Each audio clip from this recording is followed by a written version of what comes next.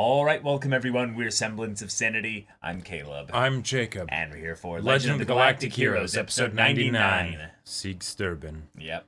Rest in peace. Yeah, oh boy. Yep, you were a galactic hero. Or Yeah. more of, I would say, a legend of galactic proportions. Right. Because, yeah, I don't know if you'll be remembered really It'll fondly, vary. Ruentalt. Yeah. History books? Who knows? Who knows? Close friends? They'll remember you fondly. Yeah, but, they'll eventually die out. And, Yep. Yeah. Mhm. Thankfully, though, you have a line.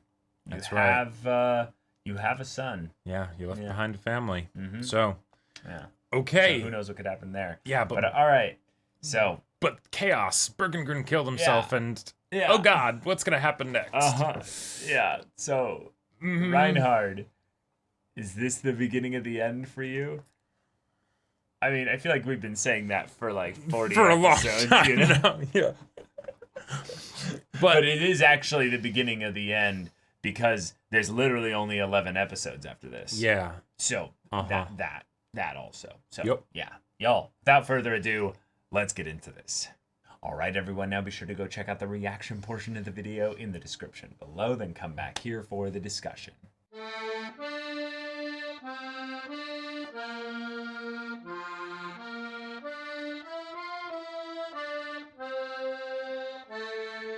Okay.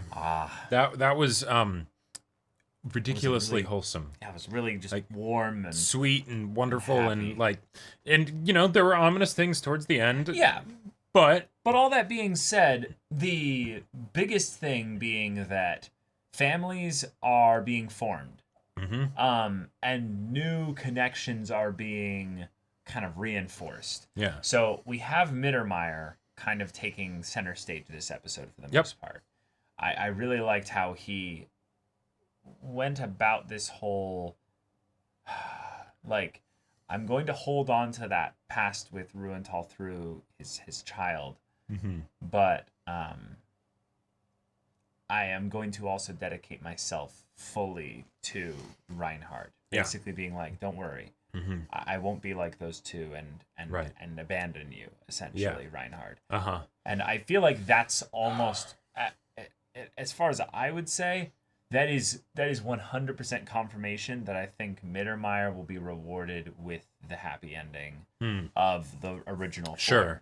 Because I think that Reinhard is now safest he's ever been.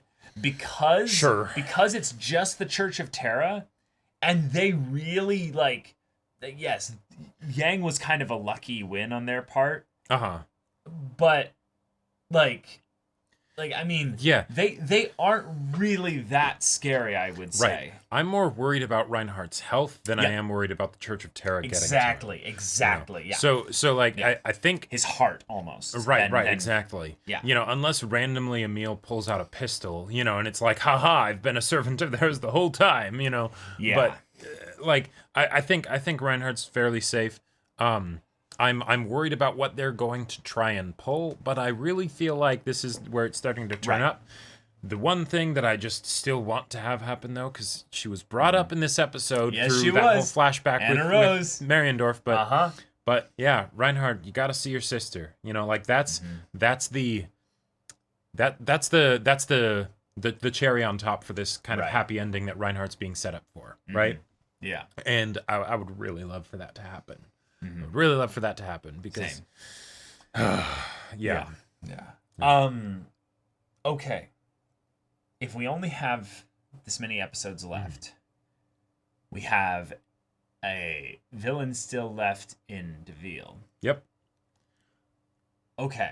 And I'm kind of curious what they're going to do with him because this episode, he seemed a lot more like cackling cultists, Church of Terra, I'm going to destroy everything. Right. But when he was introduced, he was talking about all the other cultists as like, wow, these fools, right? They'll be so easy to manipulate. He seemed to be after personal power. Now, granted, he I'm sure he's not unique in that regard amongst the Church of Terra. I'm sure plenty of them are also just using it as a step ladder to... Right, and given that he's in this organization, the way that he would rise to power is by getting them to achieve their goals, and then he's at the top of their organization and he profits, right? Yeah.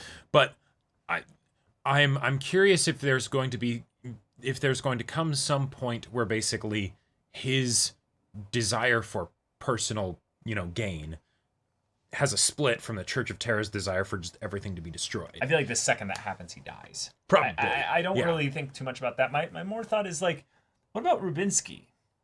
Yeah, because he's still out there. Because he's still out there, and I feel like the really scary thing is not really DeVille. It's the fact that DeVille could partner up with a Rubinsky kind of strategy of some kind. Now, crazy theory. Rubinsky could be the best way actually to get rid of the Church of Terra. Because if you think about it, Trunit... You could trade it. Yeah, because Trunit was the other person that I thought could be a way to get at the Church of Terra because he's a weasel, right? Mm-hmm. He's a cockroach. He would sell them out. Right? Yeah. With Rubinsky, he's not a weasel, but he is a businessman. Yeah, he's smart. And he always was had that tension between the two of them because they wanted to control him and he doesn't want that. Right. So he might not have much affiliation with them anymore. Right. Yeah. But I wouldn't be too surprised if he tried to use that to profit somehow. But at the same time, right now he probably wants chaos because chaos is a ladder and all that. And he's also very much on his way out health wise. So yes, right there. Yeah. Yeah, but a last final gasp from him would be a really cool way to maybe tie up the bow that is the Church of Terra as well. Right. And given that he was kind of introduced in a unique way in the beginning of the show as kind of he's like the real end game, Yeah, you if there was a big bad villain introduction, it was him. Yeah. So literal Lex Luthor kind of style now, guy. It could be kind of poetic if he were to just not ever succeed in doing anything and he dies and it's just he's one of the leeches that would exist in a world like this, you know, and there will always be Rubinsky's kind of a thing. He would carry no descendants. Right. His line would die out. He would not propagate that into the future. Yeah. Because they're very much setting up that feeling emotionally within the core essence of this episode that the future is bright. There is hope. Right. Because we have Ruenthal's child. We have, Reinhard and Mariendorf finally getting together. Yes, they're their child. But but them getting together means good things for the future as well. Yep. Also, we have things with Julian, things are looking up there. Celebrating a new year, it's and then the two of them shared each other's first names, so casual at and a I party. love that Shunkoff just while he's over girl on his arm, in his hand, is just pew from all the way across the room, just that's my boy, that's my boy, and that's my girl. You guys do this, right? I wouldn't be surprised at all if he turned to the girl there and he's that's my daughter over there, and I made that happen. Right, exactly. Yeah. I taught that boy everything he knows. I didn't raise her, but I raised him.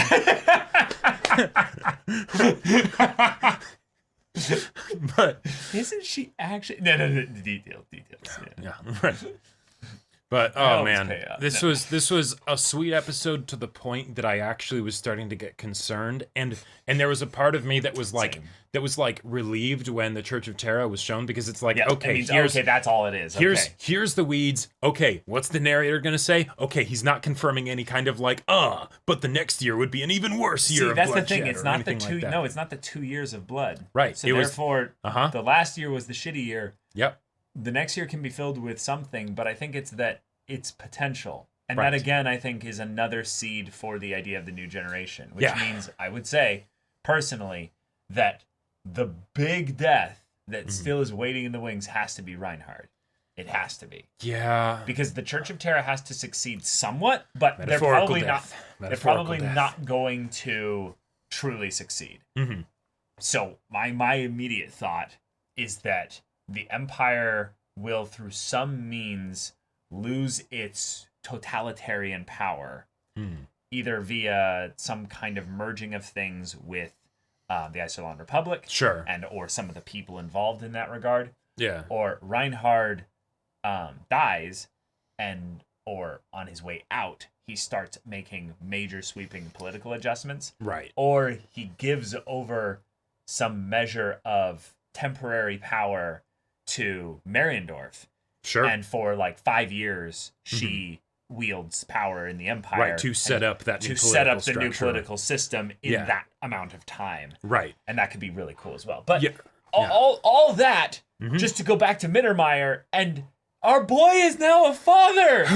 He's a father now. There were so many aspects of like all the Mittermeier scenes that just broke my heart. You know, the whole thing of Reinhardt being like, "Don't die," you know, I need you and all that stuff. But then him going home, and him realizing like when he went to Mariendorf first and was like, "Hey, I know that this is a politically a particular kid, you know, so I just want to make sure that everything goes well." And she's like, "Did you ask your wife about it?" He's like, "Shit, I forgot." Like, I was thinking so much about the politics of it, and I was so excited about this potentially working that I just assumed she'd say yes and be like, "Absolutely." Right. Yeah. She's like, and he was right. She did totally say yes. But that was after Mariendorf, you know, did him a solid, and was just like, "Hey, by the way, girl, you stupid baka husband is on his way with a political prisoner child." He just and he's really excited, and that's because he just killed his best friend, essentially. Yeah, he just brought over the whole, you know, flower store, you know, again, except in this case, it's the political store. Yeah, but you get a child, you know. And then the whole thing of Felix and its happiness, and then it's the name that she had ready for a long time for the child that would never come. It's like, God damn it. Yep. Show, you can't just keep doing this to me.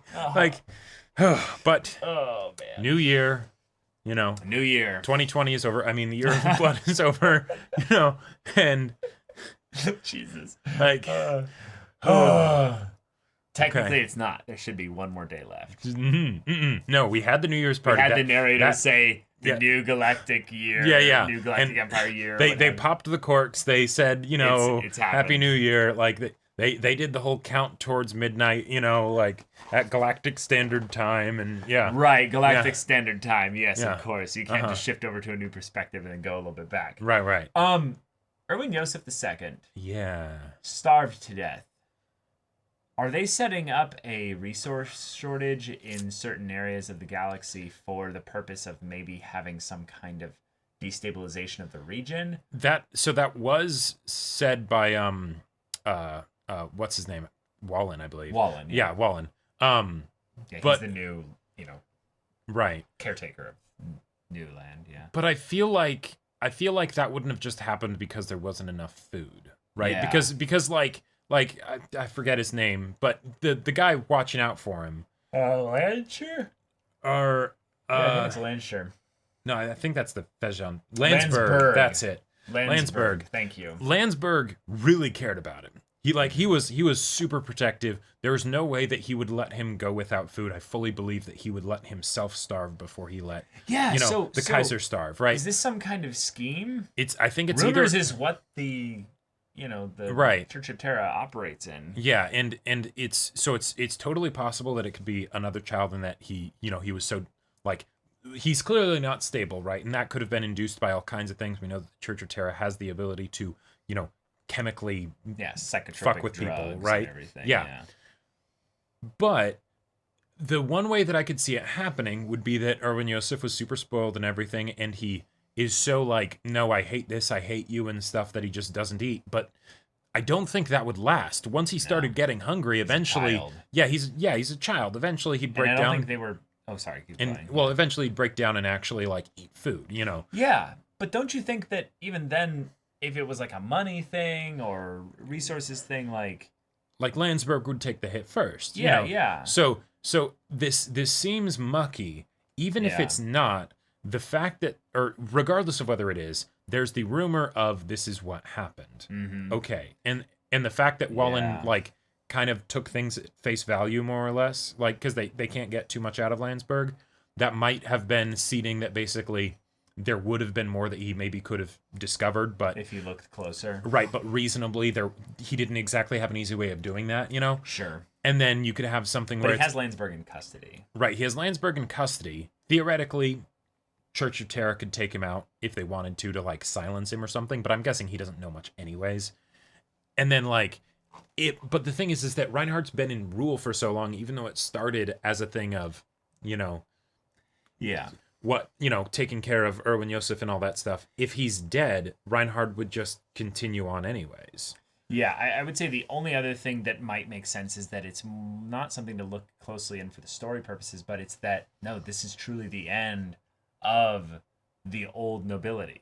Oh, gotcha. And in this new year, in this new time, wait, that's all over with now. What if there were people that tried to prop up Ruental's son because it was had with the girl that was, or no, because that wasn't an actual royal connection. No, but it was a nobility. It was a nobility connection, but it wasn't a royal connection. It was not a royal. Because I was going to say that would be like the true dick punch to everybody. Right, would be if then it's like, oh no, you have to kill the child or something like that, Or the thing that I think I was immediately thinking of was that it's not Erwin Joseph II. Mm-hmm.